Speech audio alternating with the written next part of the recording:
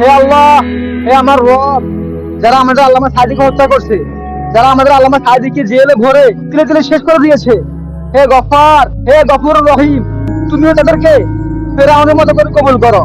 হে গফুর রহিম, যারা আমাদের আলেমদেরকে জেলে ভরে অপমান করেছিল, রাজাকার বলেছিল, হে গফার, তুমি সেই অবাধে তাদেরকে ফেরাউনের মতো করে কবুল করো। হে গফুর রহিম, হে বিচার দিবসের মালিক, তুমি হাসান মাহমুদকে ফেরাউন, কামান, সাদ্দাত, আবু জাহেলের মতো করে কবুল করো।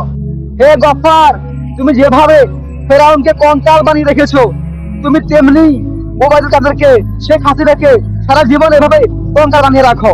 হে গফুর রহিম, যারা আমাদের আলেমদেরকে জঙ্গি বানিয়েছিল, রাজাকার বলেছিল, সেই ওবায়দুল কাদেরকে, সেই শেখ হাসিনাকে, সেই স্বরাষ্ট্রমন্ত্রী কামালকে, সেই তথ্যমন্ত্রী হাসান হক ইনুকে, হাসান মাহমুদকে তুমি ফেরাউনের মতো করে কঙ্কাল বানিয়ে রাখো।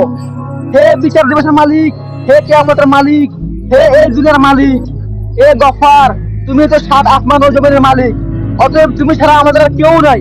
যারা আমাদের আলেমদেরকে এত অপমান করেছিল, রাজাকার বলেছিল, তাদেরকে জেলে ভরে আয়না করে বন্দি করে রেখেছিল, হে গফার, সেই জালিমদেরকে, সেই জুলুমবাজদেরকে তুমি ফেরাউন, আবু জাহেলের মতো করে কবুল করো।